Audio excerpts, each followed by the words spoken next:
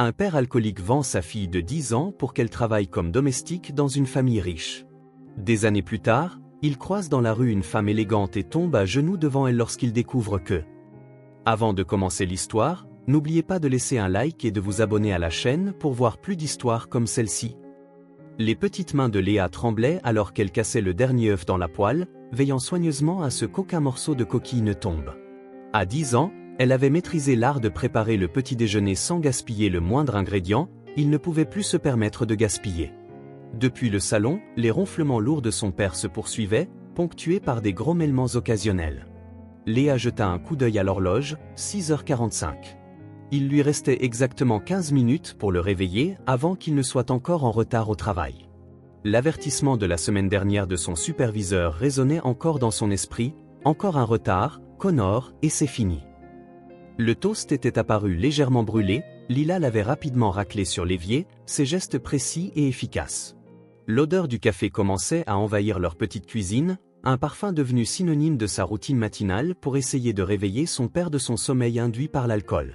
« Papa » appela-t-elle doucement en s'approchant du canapé où Michael Connor gisait, une bouteille vide toujours serrée dans sa main. « Papa, tu dois te lever. »« Ça fait 6 mois, murmura-t-il. Cela faisait 6 mois depuis les funérailles de maman et Léa se surprenait encore à attendre d'entendre les pas de sa mère le matin, s'attendant à sentir sa main douce écarter ses cheveux de son visage. Au lieu de cela, c'était désormais elle qui jouait ce rôle, essayant de ranimer la conscience de son père jour après jour. « Encore 5 minutes » grogna Michael en tournant son visage contre le coussin du canapé. La bouteille glissa de sa prise et roula sous la table basse, rejoignant d'autres bouteilles des nuits précédentes.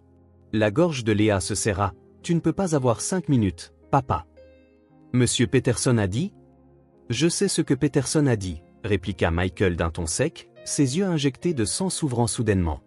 La rudesse de sa voix fit reculer Léa instinctivement, un mouvement qui ne passa pas inaperçu aux yeux de son père. Son visage s'adoucit immédiatement, la honte remplaçant la colère. « Je suis désolé, ma chérie, je ne voulais pas, j'ai fait des œufs. » Léa intervint, ne voulant pas entendre une autre excuse, elles étaient devenues aussi routinières que le petit déjeuner qu'elle préparait et le café prêt. Michael s'assit lentement, ses mouvements raides et douloureux. Léa le regarda appuyer ses paumes contre ses tempes, le mal de tête habituel du matin s'installant. Elle avait déjà placé 2 aspirines à côté de sa tasse de café, une autre partie de leur rituel quotidien. Dans la salle de bain, Léa pouvait entendre le robinet couler pendant que son père se lavait le visage à l'eau.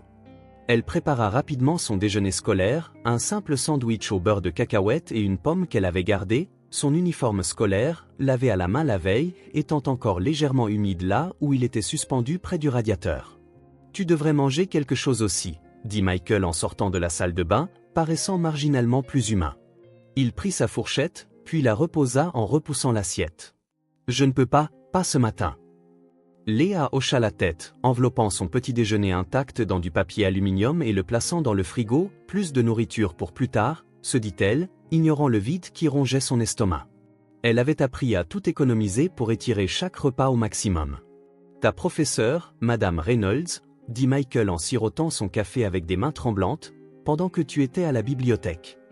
Léa se figea au milieu de préparer son sac à dos. Madame Reynolds avait remarqué, bien sûr, l'uniforme non lavé, les devoirs incomplets, les fois où elle s'était endormie en classe. « Elle s'inquiète pour toi, » continua Michael d'une voix qui se brisait, « tu sembles fatiguée, comme si tu n'étais plus une enfant. » Les oiseaux semblaient peser dans l'air entre eux. Léa s'activa à remettre en ordre les papiers sur le comptoir, évitant le regard de son père. « Nous allons être en retard, » dit-elle finalement. « Tu dois te préparer pour aller travailler. » Michael regarda sa fille pendant un long moment, voyant dans sa petite silhouette le poids des responsabilités qu'aucun enfant ne devrait porter. Il ouvrit la bouche comme pour dire quelque chose de plus, puis se referma, se levant. Il titubait légèrement avant de se stabiliser contre le comptoir. « Je ferai mieux », murmura-t-il, plus pour lui-même que pour Léa. « Je promets que je ferai mieux. » Léa ne répondit rien, ayant appris il y a des mois que les promesses faites à la lumière du matin survivaient rarement jusqu'au coucher du soleil. Au lieu de cela, elle enfila son sac à dos et se dirigea vers la porte, ne s'arrêtant que pour s'assurer que son père se préparait réellement pour le travail.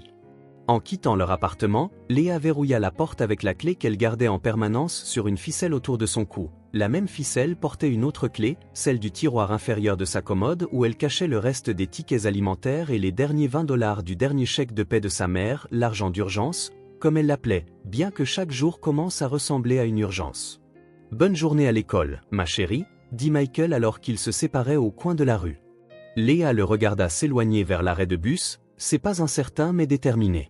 Elle compta dans sa tête 6 heures jusqu'à la fin des cours, 2 de plus à la bibliothèque où elle pourrait faire ses devoirs dans un endroit chaud, calme, puis rentrer pour préparer le dîner et laver à nouveau son uniforme. Un jour à la fois, comme maman avait l'habitude de dire. Elle redressa les épaules et se dirigea vers l'école, planifiant déjà comment expliquer à Madame Reynolds que tout allait bien, qu'elle avait juste du mal à dormir, que son père faisait de son mieux. Les mensonges étaient devenus autant une partie de sa routine matinale que la préparation du petit déjeuner et du café. Après tout, elle était désormais la gardienne de son père. La lettre de la compagnie d'électricité restait non ouverte sur la table de la cuisine, son tampon « Avis final » en rouge visible à travers l'enveloppe fine. Léa la regarda en mangeant ses céréales, de la même manière qu'elle l'avait fixée pendant 3 jours. Elle savait ce qu'elle disait, la même chose que la facture de gaz et l'avis de loyer. Il manquait de temps, plus important encore, d'argent. « Tu es debout de bonne heure », dit Madame Kelly depuis l'embrasure de la porte, surprenant Léa. Leur voisine âgée avait pris l'habitude de venir vérifier leur état le matin, surtout après les nuits où les cris de Michael pouvaient être entendus à travers les murs fins. « Ton père travaille en début de journée. » Léa mentit doucement, emportant la dernière cuillerée de ses céréales dans sa bouche. Ils savaient tous les deux que Michael n'était pas rentré la nuit précédente. Les yeux de Madame Kelly s'attardèrent sur la pile de factures, puis sur les cheveux non lavés de Léa. « Tu sais, ma chérie, je pourrais t'aider avec. »« Ça va, Léa ?» Elle l'interrompit sèchement en se levant brusquement. « Papa a une nouvelle opportunité d'emploi, tout va s'arranger désormais. » Un autre mensonge. Michael avait cessé de chercher du travail il y a 2 semaines après avoir été licencié de l'entrepôt pour être venu en état d'ivresse.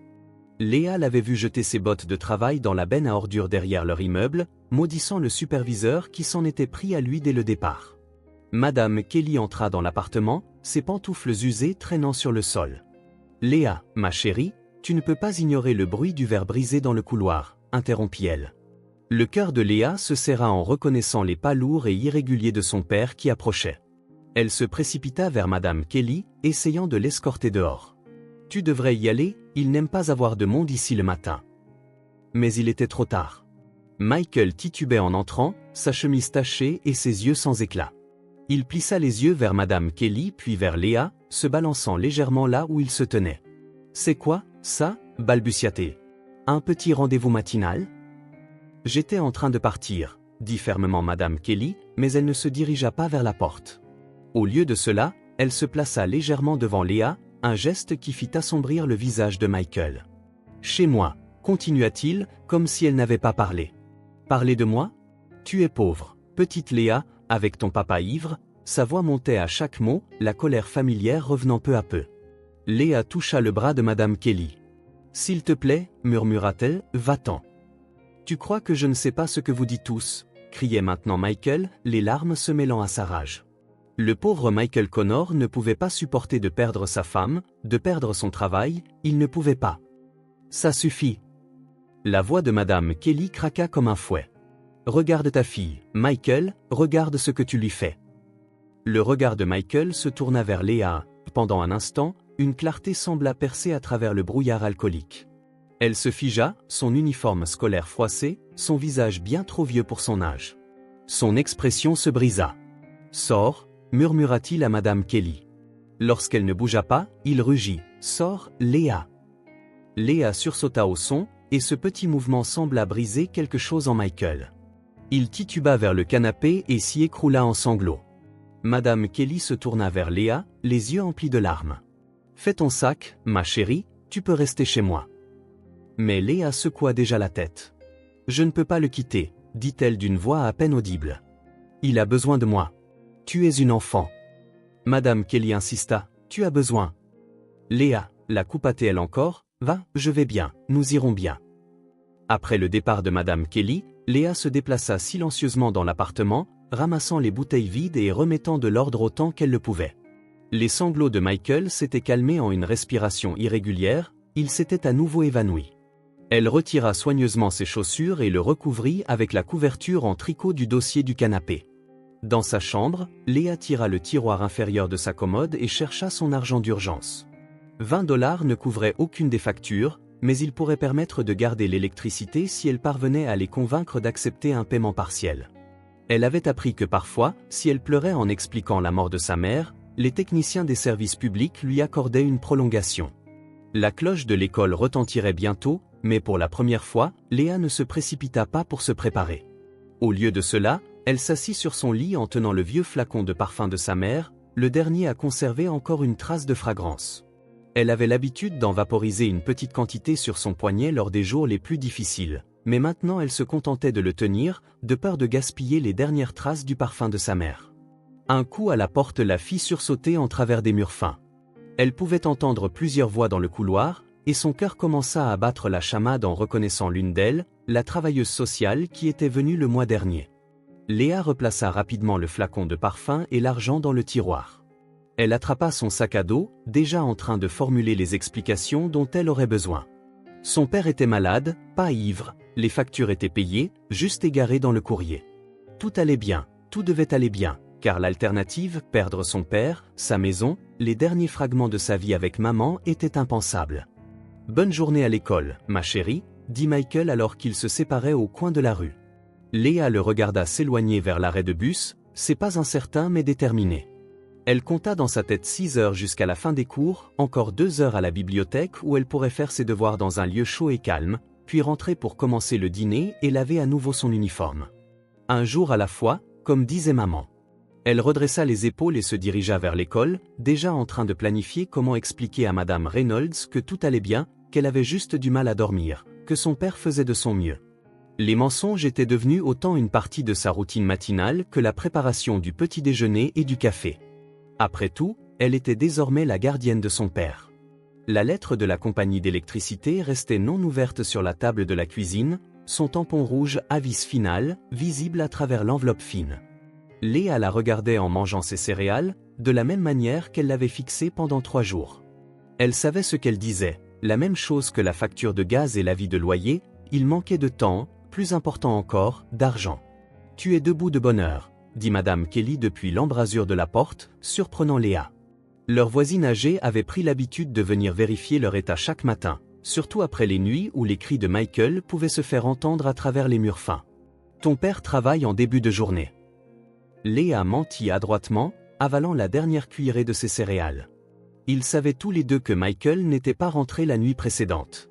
Les yeux de Madame Kelly se posèrent sur la pile de factures, puis sur les cheveux non lavés de Léa. « Tu sais, ma chérie, je pourrais t'aider avec. »« Ça va, Léa ?»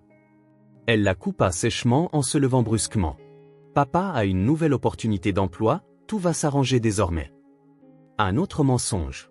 Michael avait cessé de chercher du travail il y a 2 semaines après avoir été licencié de l'entrepôt pour être venu en état d'ivresse.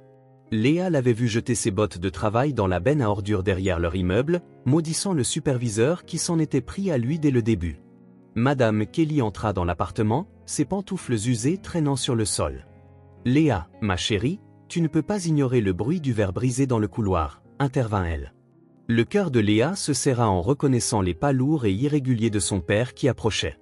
Elle se précipita vers Madame Kelly pour essayer de l'escorter dehors. « Tu devrais y aller, il n'aime pas avoir de monde ici le matin. » Mais il était trop tard. Michael tituba en entrant, sa chemise tachée et ses yeux sans éclat. Il plissa les yeux vers Madame Kelly, puis vers Léa, se balançant légèrement sur place. « C'est quoi, ça ?» balbutia-t-elle. « Un petit rendez-vous matinal ?» « J'étais en train de partir », dit fermement Madame Kelly, mais elle ne se dirigea pas vers la porte. Au lieu de cela, elle se plaça légèrement devant Léa, un geste qui fit assombrir le visage de Michael. « Chez moi », continua-t-il, comme si elle n'avait pas parlé. « Parler de moi ? Tu es pauvre, petite Léa, avec ton papa ivre », sa voix montait à chaque mot, la colère familière revenant peu à peu. Léa toucha le bras de Madame Kelly. « S'il te plaît, murmura-t-elle, va-t'en. »« Tu crois que je ne sais pas ce que vous dites tous ?» criait maintenant Michael, des larmes se mêlant à sa rage. Le pauvre Michael Connor ne pouvait pas supporter de perdre sa femme, de perdre son travail, il ne pouvait pas. « Ça suffit !» La voix de Madame Kelly craqua comme un fouet. regarde ta fille, Michael, regarde ce que tu lui fais. Le regard de Michael se tourna vers Léa. Pendant un instant, une clarté sembla percer à travers le brouillard alcoolique. Elle se figea, son uniforme scolaire froissé, son visage bien trop vieux pour son âge. Son expression se brisa. « Sors », murmura-t-il à Madame Kelly. Lorsqu'elle ne bougea pas, il murmura d'abord, puis rugit. « Sors, Léa ». Léa sursauta au son, et ce petit mouvement sembla briser quelque chose en Michael. Il tituba vers le canapé et s'y écroula en sanglots. Madame Kelly se tourna vers Léa, les yeux emplis de larmes. « Fais ton sac, ma chérie, tu peux rester chez moi. » Mais Léa secoua déjà la tête. « Je ne peux pas le quitter, » dit-elle d'une voix à peine audible. « Il a besoin de moi. Tu es une enfant. » Madame Kelly insista. « Tu as besoin. » Léa, la coupa-t-elle encore. « Va, je vais bien, nous irons bien. » Après le départ de Madame Kelly, Léa se déplaça silencieusement dans l'appartement, ramassant les bouteilles vides et remettant de l'ordre autant qu'elle le pouvait. Les sanglots de Michael s'étaient calmés en une respiration irrégulière, il s'était à nouveau évanoui. Elle retira soigneusement ses chaussures et le recouvrit avec la couverture en tricot du dossier du canapé. Dans sa chambre, Léa ouvrit le tiroir inférieur de sa commode et chercha son argent d'urgence. 20 $ ne couvraient aucune des factures, mais ils pourraient permettre de garder l'électricité allumée si elle parvenait à convaincre les techniciens d'accepter un paiement partiel. Elle avait appris que parfois, si elle pleurait en expliquant la mort de sa mère, les employés des services publics lui accordaient une prolongation. La sonnerie de l'école retentirait bientôt, mais pour la première fois, Léa ne se précipita pas pour se préparer. Au lieu de cela, elle s'assit sur son lit en tenant le vieux flacon de parfum de sa mère, le dernier à conserver encore une trace de fragrance. Elle avait l'habitude d'en vaporiser un peu sur son poignet lors des jours les plus difficiles, mais maintenant elle se contentait de le tenir, de peur de gaspiller les dernières traces du parfum de sa mère. Un coup à la porte la fit sursauter, résonnant à travers les murs fins. Elle pouvait entendre plusieurs voix dans le couloir, et son cœur se mit à battre la chamade en reconnaissant l'une d'elles, la travailleuse sociale qui était venue le mois dernier. Léa replaça rapidement le flacon de parfum et l'argent dans le tiroir. Elle attrapa son sac à dos, déjà en train de formuler les explications dont elle aurait besoin. Son père était malade, pas ivre, les factures étaient payées, juste égarées dans le courrier. Tout allait bien, tout devait aller bien, car l'alternative, perdre son père, sa maison, les derniers fragments de sa vie avec maman, était impensable. Plus tard, dans l'après-midi, l'histoire se poursuit, détaillant la vie quotidienne, les difficultés et les espoirs dans une existence marquée par la violence, la culpabilité et des promesses non tenues. Les détails du récit poursuivent avec le père qui rentre ivre, les reproches de Madame Kelly, et l'escalade de la situation jusqu'à ce que, tard dans la nuit, après que ses tâches furent accomplies, Léa s'assoit à son petit bureau pour étudier à la lumière d'une lampe.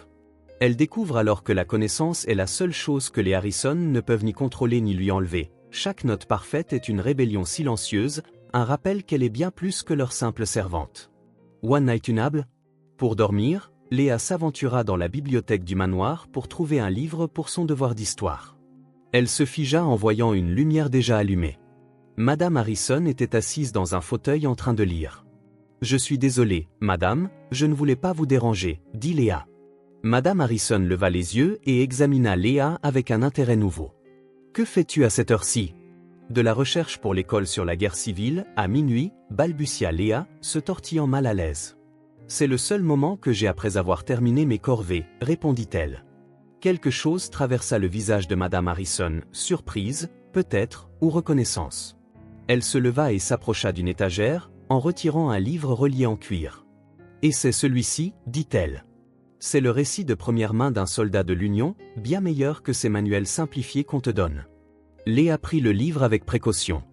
Incertaine de la manière de réagir à cette gentillesse inattendue, elle resta silencieuse. « Tu es différente des autres que nous avons eus, dit soudain Madame Harrison. Tu ne te plains pas, tu ne trouves pas d'excuses, tu travailles simplement. Je comprends ma place, madame. Et toi ? Demanda Madame Harrison en plissant les yeux. Et que penses-tu être ta place ? Léa rencontra son regard avec assurance. Quoi que tu en aies besoin. Un long moment passa entre elles, puis finalement Madame Harrison hocha la tête. Tu peux utiliser la bibliothèque la nuit après tes corvées, mais j'attends l'excellence dans tes études. Les Harrison n'acceptent pas la médiocrité. Oui, madame, compris, dit Léa. Alors que Léa se retournait pour partir, Madame Harrison parla de nouveau. Ton père a-t-il essayé de te contacter?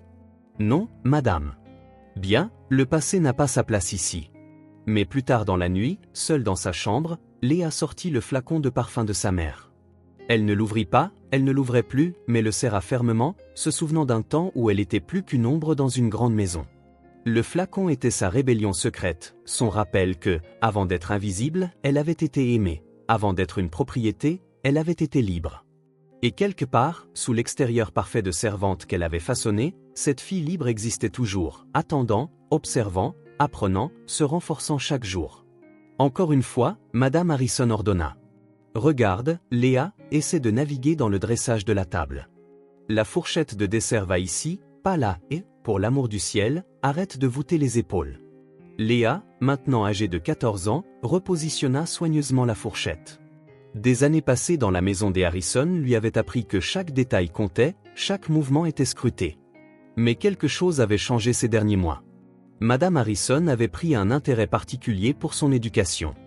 Au-delà de l'excellence académique, elle voulait lui enseigner d'autres choses. Dis-moi, Léa, dit Madame Harrison en sirotant son thé, qu'est-ce que tu remarques de la manière dont Émilie se tient? Léa jeta un coup d'œil à la fille des Harrison, qui était assise, faisant ses devoirs de l'autre côté de la pièce. Elle garde le menton levé, le dos droit, ses mouvements sont délibérés.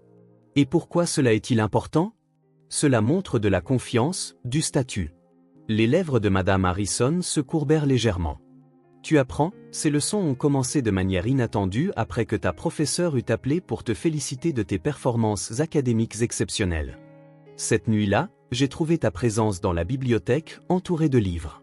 Ton intelligence est un outil, avait-elle dit, mais ce n'est pas suffisant dans ce monde. La présentation compte autant que la connaissance.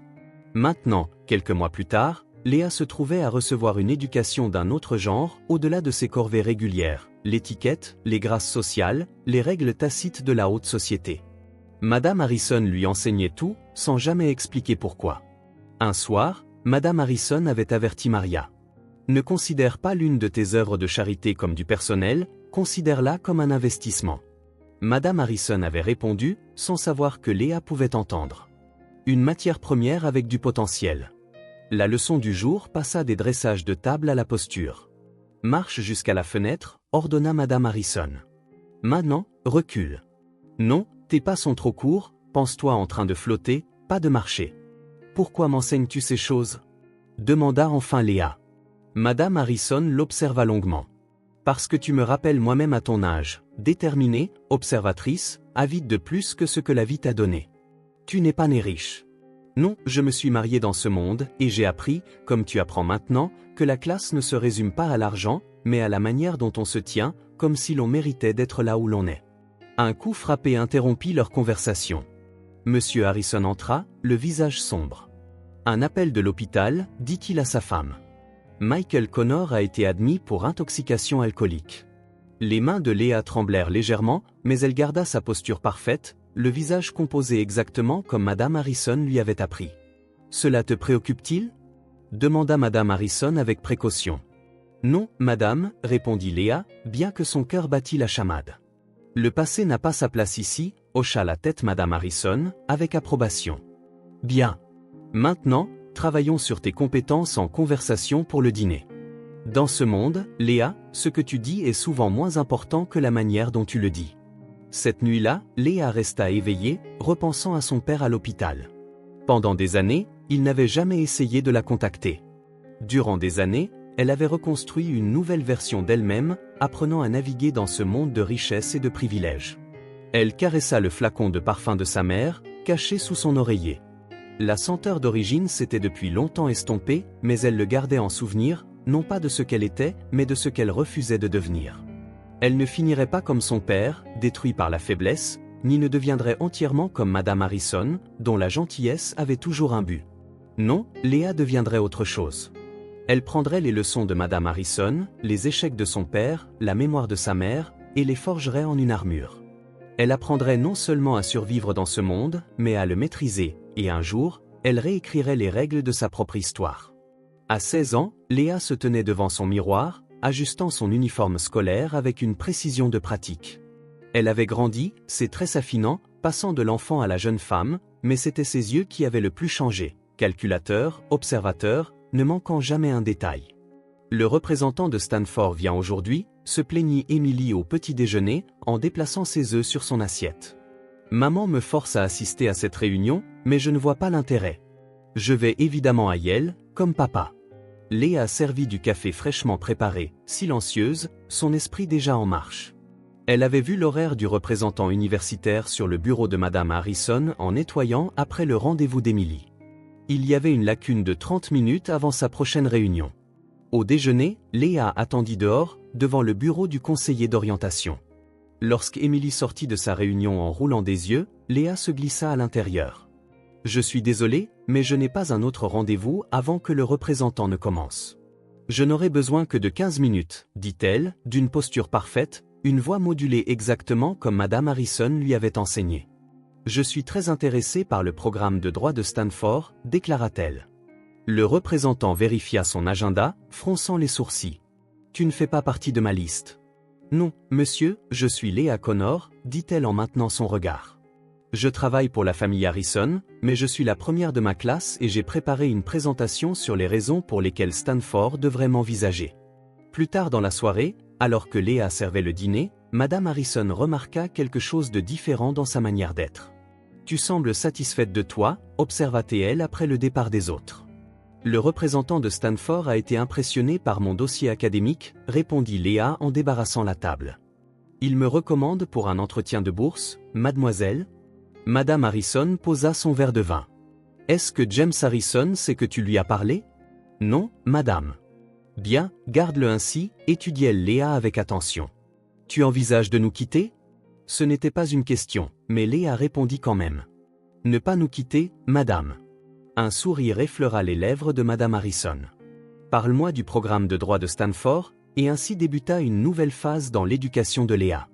Madame Harrison l'aidait secrètement à se préparer pour les entretiens d'université, à peaufiner ses candidatures, à parfaire ses présentations. Elle travaillait tard dans la nuit à la bibliothèque, passant en revue des questions pratiques sur l'étiquette. « Pourquoi m'aides-tu à apprendre cela ?» demanda un soir Léa. « Parce que tu as appris la leçon la plus importante, » répondit Madame Harrison. « Le pouvoir ne se donne pas, il se prend, soigneusement et stratégiquement, par ceux qui comprennent le jeu. » La lettre d'admission arriva un mardi, avec une bourse complète.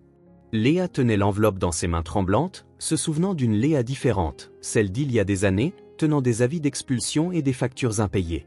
Cette nuit-là, quelqu'un frappa à sa porte. C'était James, le plus jeune des Harrison, désormais âgé de 14 ans. « J'ai entendu parler de Stanford, dit-il doucement.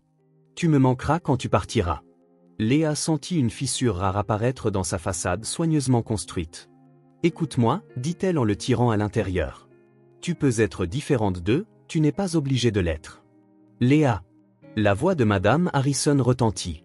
Elle se tenait dans le couloir, l'expression impassible. « James, va dans ta chambre. » Après son départ, Madame Harrison entra dans la chambre de Léa pour la première fois en 6 ans. « Tu as bien fait, dit-elle en ramassant la lettre de Stanford.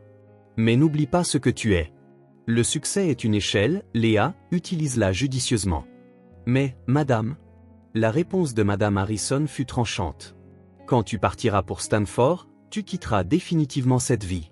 Je n'ai pas passé 8 ans à te polir pour que tu reviennes en tant que servante. » Léa sentit une lueur de surprise percer sa façade impassible. « Je ne comprends pas. »« Si, tu comprends, » dit Madame Harrison en se dirigeant vers la fenêtre. « Tu es mon plus grand projet, Léa, mon chef-d'œuvre. J'ai pris une petite fille brisée et je l'ai sculptée pour qu'elle puisse réussir dans mon monde. Faire marche arrière n'est pas une option. » Un coup frappé les interrompit. Emily fit irruption, le visage rougi de colère. « Maman, je viens d'entendre la rumeur la plus ridicule. Ils disent que Léa a été acceptée à Stanford avec une bourse complète. C'est impossible, c'est une servante. » La voix de Madame Harrison se glaça. « Ferme la porte, Emily, mais, maman. » Une fois Emily partie, Madame Harrison se tourna de nouveau vers Léa. « Voilà ton premier test, comment gères-tu cela ?»« Je ne le fais pas, » répondit calmement Léa.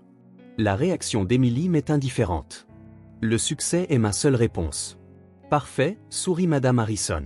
« Maintenant, au sujet de ton père, il est encore à l'hôpital, » interrompit Léa. « Insuffisance hépatique cette fois, dit-elle. J'ai vu le rapport sur le bureau de Monsieur Harrison.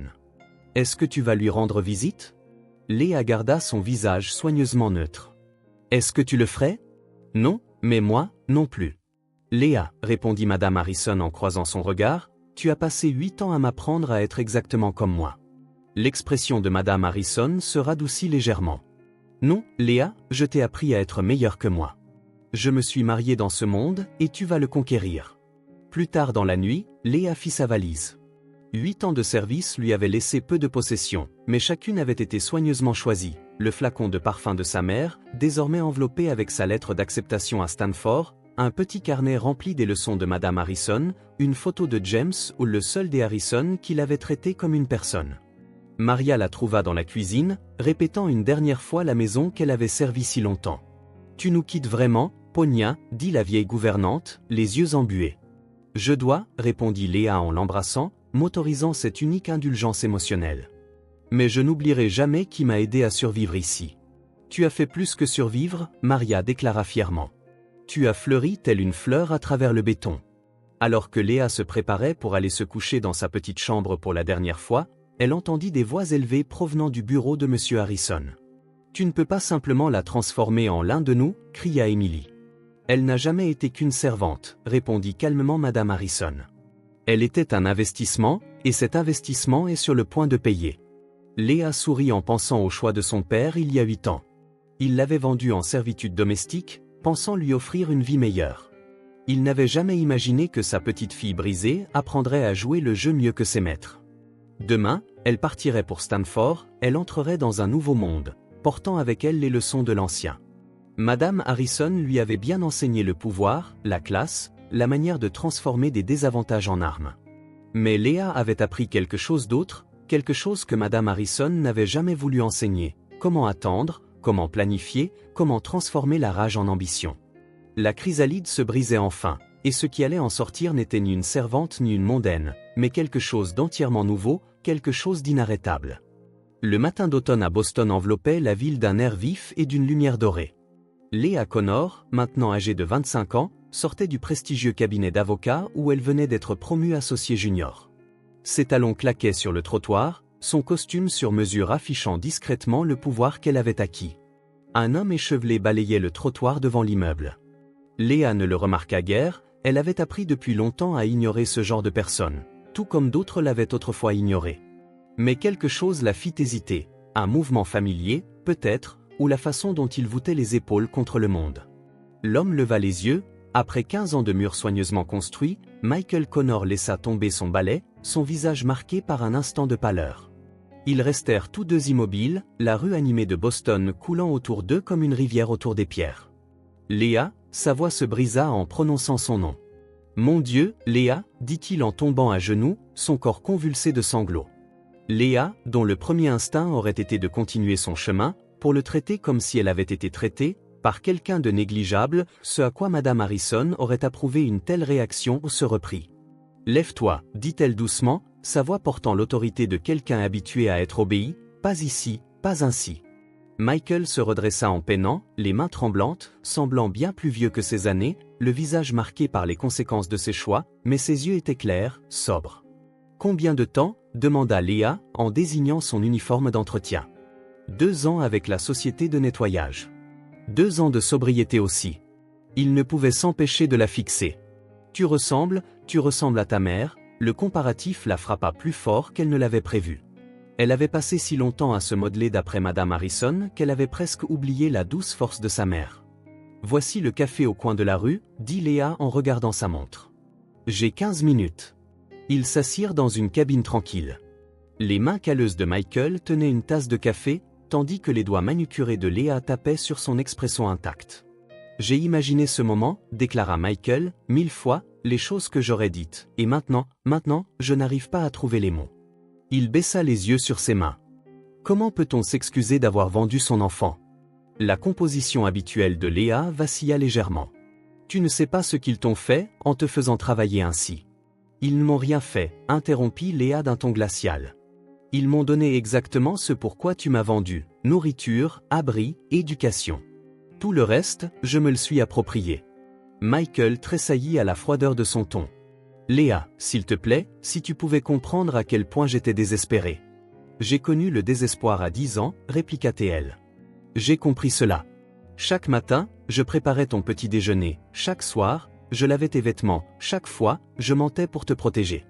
La différence, c'est que je n'ai jamais utilisé cela comme excuse. Des larmes roulèrent sur les joues de Michael. Tu étais juste une enfant.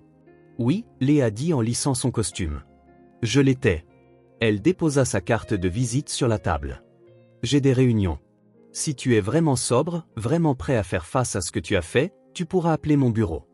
Nous organiserons un rendez-vous officiel. Tu ressembles à l'un d'eux maintenant, Léa sourit d'un air acerbe, une expression qu'elle avait apprise de Madame Harrison. Non, papa, dis-je, je ressemble à quelqu'un qui a survécu à tout cela, et toi aussi, répondit-elle. Alors qu'elle regagnait son bureau, Léa sortit son téléphone et passa un appel. Madame Harrison ? C'est Léa, répondit-elle. Tu avais raison, il m'a trouvé exactement là où tu avais dit qu'il le ferait. Elle fit une pause, écoutant.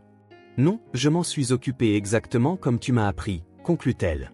Après avoir raccroché, Léa fouilla dans son sac et toucha le flacon de parfum de sa mère, toujours porté après toutes ces années. Sa présence lui rappelait qu'alors que Madame Harrison lui avait appris comment gagner, sa mère lui avait enseigné quelque chose de bien plus important, comment rester humaine tout en y parvenant. Le jeu n'était pas terminé, il ne faisait que commencer. Tu as laissé tomber quelque chose au café, Léa, dit-elle en glissant la puce usée de l'AA sur le bureau de son bureau. 2 semaines s'étaient écoulées depuis leur première rencontre, et Michael était assis devant elle, paraissant minuscule dans la salle de conférence élégante. Une année, dit-il en ramassant la puce. Ce n'est pas la première fois que j'atteins une année, mais c'est la première fois que ça colle. Léa l'observa avec la même précision analytique qu'elle utilisait pour les dossiers difficiles. Ses vêtements étaient propres mais usés, sa posture humble mais non vaincue, et les tremblements dont elle se souvenait de son enfance avaient disparu. « Pourquoi maintenant » demanda-t-elle. « Pourquoi rester sobre maintenant ?»« Parce que je n'avais plus rien à perdre. » Michael rencontra son regard. « Quand tu vois le fond, vraiment le vois-tu ? Soit tu meurs là, soit tu t'en sors. J'ai choisi de m'en sortir. Parle-moi de la réhabilitation par l'escalade. Une vraie réhabilitation, pas les programmes d'État. Le prêtre m'a aidé à intégrer le programme. Je travaille aussi comme concierge dans son église, pas seulement dans les immeubles de bureaux, hésita-t-il. J'essaie de réparer les torts que j'ai causés, et maintenant tu m'as atteint. Tu n'es pas juste un autre dossier à réparer, Léa. Tu es la raison pour laquelle je suis en vie. La honte de ce que je t'ai fait m'a maintenu dans l'alcool pendant des années, mais cela m'a aussi empêché d'en finir. Je devais vivre avec ce que j'avais fait. La composition soigneusement entretenue de Léa se fissura légèrement. As-tu déjà essayé de me retrouver avant maintenant ? Une fois, il y a 5 ans, je suis allé dans le domaine des Harrison, la voix de Michael tremblait. Madame Harrison elle-même est sortie, m'a dit que tu étais hors de ma portée. Maintenant que j'avais vendu plus que ton travail, j'avais vendu tout droit de te connaître, m'a-t-elle raconté cette visite. Léa dit-elle. Je l'ai utilisé comme leçon pour gérer les complications indésirables du passé. Michael tressaillit. Est-ce que c'est ce que je représente pour toi ? Une complication indésirable ? Léa se leva et s'approcha de la fenêtre de son bureau. En contrebas, le quartier financier de Boston bourdonnait de pouvoir et de privilèges, son monde désormais si éloigné de l'appartement délabré de son enfance. Quand j'avais 16 ans, dit-elle doucement, Madame Harrison m'a appris que le pouvoir ne réside pas dans ce que tu peux prendre, mais dans ce que tu peux retenir. Le pardon est le geste de pouvoir ultime. Elle se tourna vers Michael. Sais-tu ce que j'ai appris de cette leçon ? Quoi ? Qu'elle avait tort. Le véritable pouvoir ne réside pas dans le fait de refuser le pardon, mais dans le choix de le donner, malgré toutes les raisons de ne pas le faire. Les yeux de Michael se remplirent de larmes. Je ne mérite pas le pardon. Non, tu ne le mérites pas, répliqua Léa en se rassoyant, mais guérir n'est pas une question de mérite, c'est une question de choix, et j'en ai assez de laisser ce que tu as fait définir qui je suis. Elle sortit le flacon de parfum de sa mère, son unique constant à travers toutes ces années. Maman aurait voulu que je trouve la paix, non pas pour toi, mais pour moi-même. Catherine a toujours été la forte, murmura Michael en reconnaissant le flacon. Non, Léa répondit, j'ai ma propre force. Elle ouvrit son calendrier. J'ai des dîners tous les jeudis avec des clients potentiels. La semaine prochaine, tu me rejoindras. Nous parlerons vraiment de tout. Je ne peux pas me permettre. Tu ne paies pas, et nous n'irons pas dans un endroit où tu te sentirais mal à l'aise. Il y a un dîner près de ton église, nous commencerons par là. Alors que Michael se levait pour partir, il s'arrêta à la porte. Les Harrison? Est-ce qu'ils t'ont donné exactement ce qu'ils avaient promis? Une vie meilleure, tout le reste, la force, l'ambition, le pouvoir issu du fait d'avoir survécu à ce que tu m'as fait, coupa Léa. Après son départ, Léa appela Madame Harrison. « Vous êtes venue à votre bureau, madame ?» demanda sa mentor. « Oui, répondit-elle, et je vais dîner avec lui la semaine prochaine. » Un long silence suivit. « Ce n'est pas ce que je t'ai appris, dit Madame Harrison. »« Non, Léa acquiesça. C'est ce que j'apprends par moi-même. » Léa resta assise dans son bureau, regardant l'article du Boston Globe sur son écran. Le titre la fixait. « De servante à la réussite, le sombre secret derrière l'avocat étoile montante IND. » Son téléphone bourdonnait continuellement, collègues, clients, journalistes, même Madame Harrison avait appelé 2 fois, mais Léa n'avait pas répondu. Les murs soigneusement construits entre son passé et son présent s'étaient effondrés du jour au lendemain. Mademoiselle Connor, son assistante, Miss Connor, se présenta brièvement. « Les associés gérants veulent vous voir, et il y a un journaliste du Globe dans le hall. Dites aux associés, j'y serai dans 5 minutes, envoyez le journaliste ailleurs. » La voix de Léa resta calme, contrôlée, une compétence apprise après des années à servir le petit déjeuner à des gens qui voyaient clair en elle. Elle ouvrit le tiroir de son bureau et en sortit le flacon de parfum de sa mère, désormais un talisman pour les moments difficiles. L'article avait été trop complet, trop complet. Quelqu'un avait parlé de l'argent que son père avait reçu, des années de servitude domestique au sein des Harrison, des lois sur le travail des enfants violés et commodément ignorées. Son téléphone vibra de nouveau. Michael. Elle répondit au 3e sonnet. « Je n'ai pas parlé avec eux, dit-il immédiatement. »« Léa, je te jure, je sais, coupa-t-elle. Ce n'est pas de ta faute. » Elle avait une bonne idée de qui se cachait derrière cela. Emily Harrison n'avait jamais accepté son ascension, de servante à égale. Maintenant, avec le cabinet de Léa qui poursuivait une affaire contre l'un des intérêts commerciaux des Harrison, le timing était trop parfait pour être une coïncidence. Les associés étaient étonnamment favorables, voyant le potentiel médiatique dans son histoire, le rêve américain, disait-on, se relever par ses propres moyens. Ils voulaient qu'elle donne des interviews, devienne le visage de l'engagement du cabinet en faveur de la diversité et des chances, mais c'est la réaction de Madame Harrison qui l'a surpris le plus. « Tu gères cela de manière incorrecte, » dit son ancienne mentor lorsque Léa finit par rappeler son appel. « Arrête de cacher ton histoire. »« Ce n'est pas une histoire, » Léa répondit, « c'est ma vie. Tout est une histoire. » « Léa, je t'ai appris que la seule question était de savoir qui avait le droit de la raconter, » conclut Madame Harrison. Plus tard dans la journée, alors que Léa se préparait pour une conférence de presse, elle reçut un autre appel de James Harrison. « Je suis désolé, dit-il, j'ai essayé d'arrêter Emily quand j'ai découvert ce qu'elle prévoyait, mais tu sais comment elle est. »« Ce n'est rien, James, certains secrets ne sont pas faits pour rester enfouis éternellement, dit-elle. » La mère d'Emily, furieuse, disait qu'Emily n'avait jamais appris la leçon la plus importante, que le véritable pouvoir ne réside pas dans l'exposition des secrets, mais dans le savoir quand les garder. Léa sourit légèrement. « Les leçons de ta mère ont toujours eu des couches, pensa-t-elle. » Debout devant la presse, Léa se sentit étrangement calme. Elle regarda la mère de caméra et vit une autre opportunité, non seulement pour elle-même, mais pour chaque enfant échoué par le système. « Oui, j'ai été vendue en servitude domestique à 10 ans, commença-t-elle. Oui, j'ai travaillé comme servante pour l'une des familles les plus riches de Boston, et oui, j'ai gravi les échelons pour devenir ce que je suis aujourd'hui.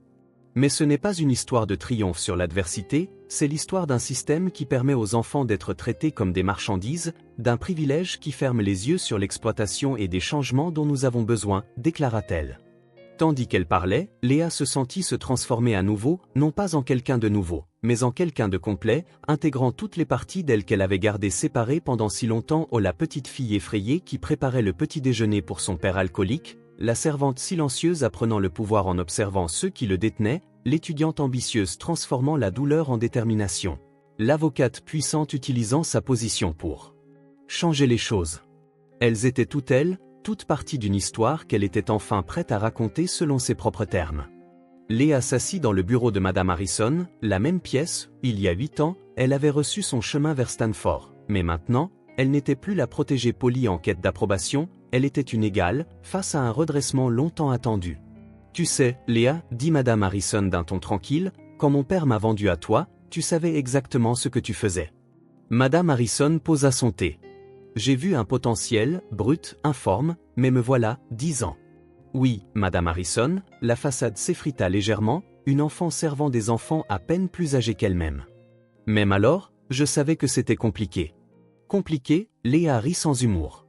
Tu as fermé les yeux sur le travail des enfants, tu m'as fait travailler pour mes besoins élémentaires, toi, je t'ai donné une éducation, non seulement dans les livres, mais dans le pouvoir, dans la survie, répliqua Madame Harrison en se penchant en avant.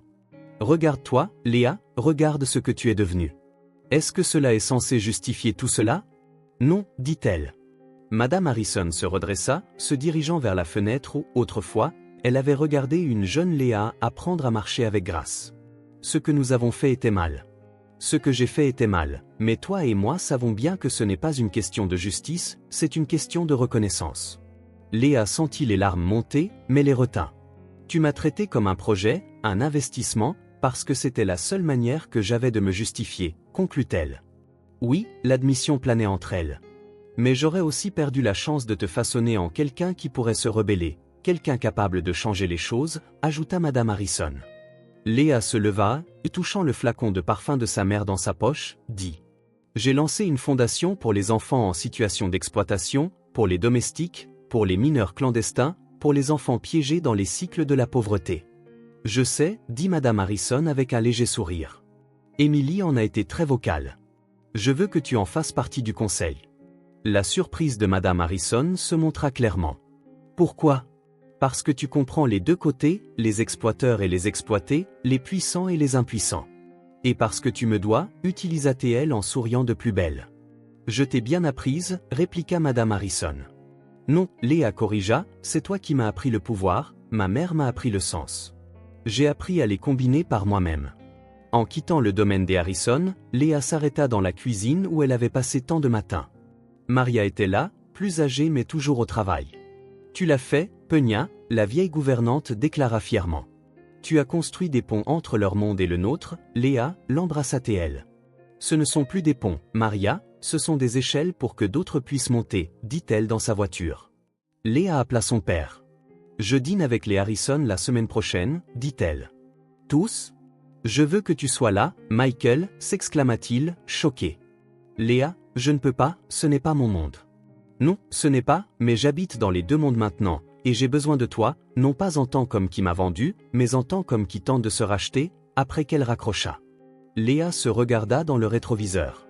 Elle vit toutes ces itérations se refléter au l'enfant effrayé, la servante invisible, l'étudiante ambitieuse, l'avocate puissante, mais surtout, elle se vit entière, intacte et prête pour ce qui suivrait. La salle de banquet des Four Seasons Boston bourdonnait de pouvoir et de privilèges. Léa se tenait au podium, sa voix résonnant dans la salle remplie d'élites de Boston, travailleurs sociaux, militants et survivants. La Fondation Connor n'est pas seulement là pour prévenir l'exploitation, dit-elle, ses yeux cherchant des visages familiers dans la foule. C'est pour reconnaître que chaque enfant mérite plus que la survie, il mérite l'occasion de s'épanouir. Au fond, Michael, mal à l'aise dans son costume emprunté mais droit dans sa posture, sa puce de 2 ans de sobriété dans sa poche à côté de lui. Madame Harrison gardait sa pose habituelle, bien que ses yeux brillaient d'un éclat inhabituel en regardant son ancien projet devenir quelque chose de plus grand que ce qu'elle avait imaginé. Quand j'avais 10 ans, continua Léa, j'ai appris que les enfants pouvaient être vendus, que la pauvreté pouvait transformer des parents aimants en monstres, que le privilège pouvait rendre les bonnes personnes aveugles face à la souffrance. Elle s'arrêta, caressant le flacon de parfum de sa mère, désormais exposé sur le podium. Mais j'ai aussi appris que la transformation est possible, que les blessures peuvent se transformer en sagesse, que même les trahisons les plus profondes peuvent, avec le temps, mener à la compréhension.